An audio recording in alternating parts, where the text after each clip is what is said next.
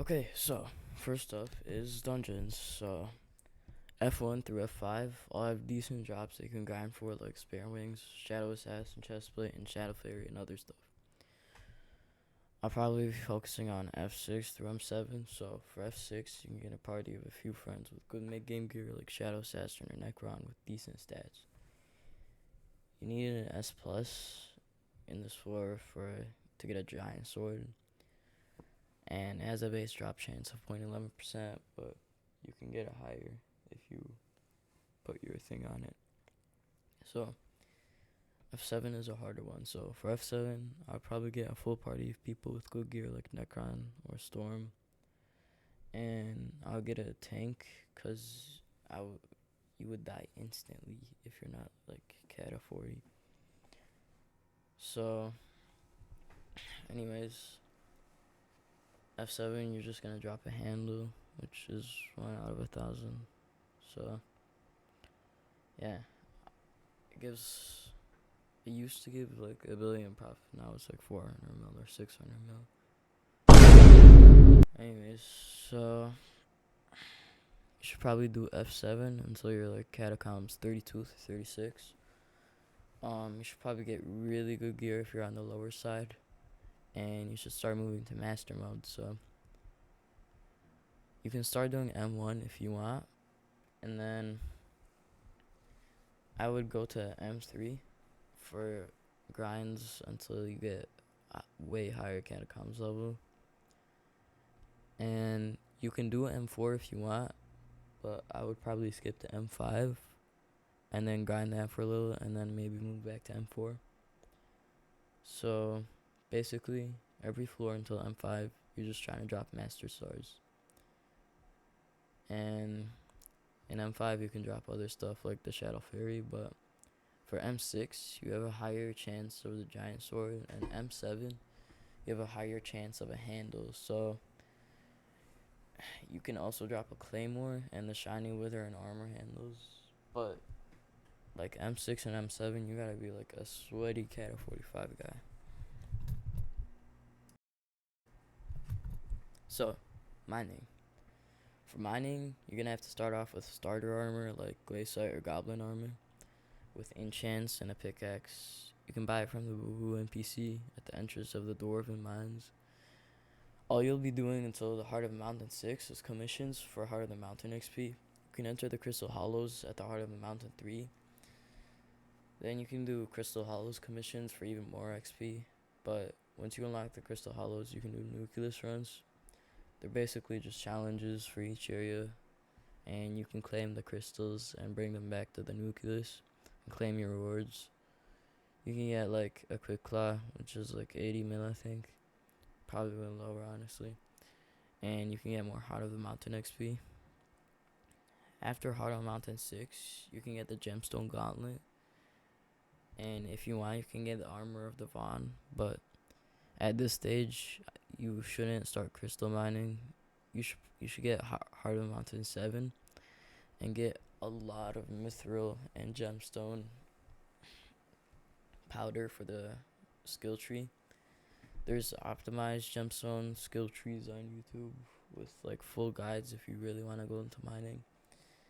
And if you really, really want to go into mining, instead of using a gemstone gauntlet, you can start moving to a drill. And obviously there's guides for all of this on YouTube. So, next for Slayer. So, for Slayer to be profitable, you can either get passive profit from like tier 3s, or you can get RNG drops for like the big cash, the big monies. So I'm just gonna list the main ones, and I'm not really sure about Vampire Slayer yet. So for Revenant Slayer, the main drops are the Shard of the Shredded and the Warden Heart.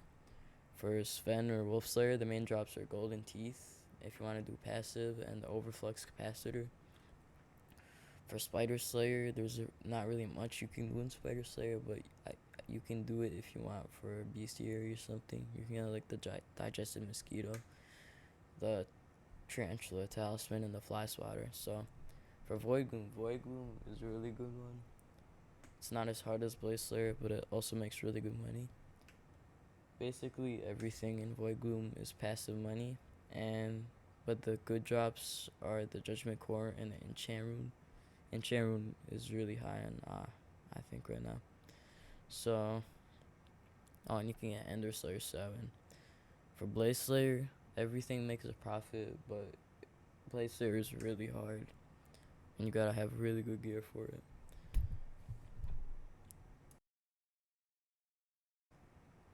Next, so I'm gonna put all three of these in one section. So it's basically Bazaar, auction, and lowballing. But so flipping, so Bazaar and auction flipping is just buy stuff, keep it, and sell it when the price is higher. So buy it lower, sell higher. So for sniping, on auction house you can buy stuff that's already cheaper than the average. So for example, if you see a Necron chestplate that has gemstone slots without the gemstones on it, and it's sold for the price of the normal variant of that Necron chestplate, you can snipe it and sell it for the price of a Necron chestplate with gemstone slots. So you can also do this stuff on normal bid, though it's harder. And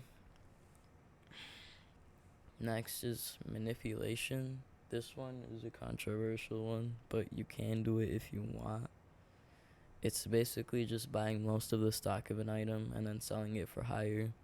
You can do this for Bazaar and auction house.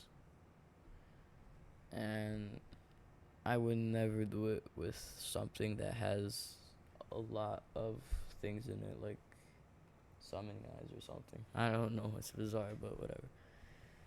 So, lowballing. You just scam little kids for 15% of the item's worth and then sell it for the normal price. And it gives you like a 14% profit. But the reason people do this is because they don't have to wait for the auction house to sell their items. Next is minions. So minions is pretty basic, but just buy a bunch of minions. I would recommend for buy minions that your skills are low in. Like if your farming is low, get melon minions. If your mining is low, get snow minions. If you really want profit, you could go for the best minions. I think there's a minion website for the most profitable ones, but yeah. Just craft a bunch of minions for minion slots, and if you haven't claimed your free minion slots at the community house yet, you can go do that. And just get a bunch of upgrades and let them sit for a while until you need the money and then claim them. Fishing. This one makes more money. So, normal fishing doesn't really make a profit, just for skills. Unless you have good gear and you're fishing during marina. But you can do something that makes a lot of money. Trophy fishing. Basically, buy a lava rod from Odger, or however you say the name, Odger, and then start fishing trophy fish. HS Fearless has a good guide on this for trophy fishing. Probably go watch his video for a full guide. Not sure how the trophy armor helps, but there is a trophy talisman you can get after you get higher in the trophy ranks, or whatever they are called. Lastly, we have farming. Farming used to not make as much money, like it made 250 mil an hour, and you could probably make like 100 mil if you grinded 24/7 on it, but now it actually makes money. That's crazy. So just buy an elephant pet or whatever pet rabbit, it doesn't really matter, just get a farming pet. And you should buy the new garden armors. So there's 4 garden armors. There's melon armor if you're a beginner. It's farming 26 requirement.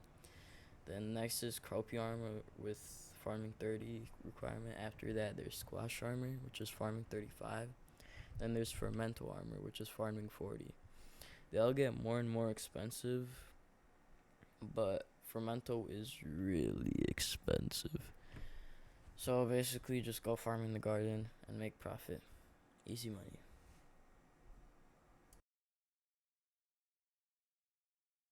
Hi, Squidward! August 12, 2036, heat death of the universe. August 12, 2036, the heat death of the universe. August 12, 2036, the heat death of the universe.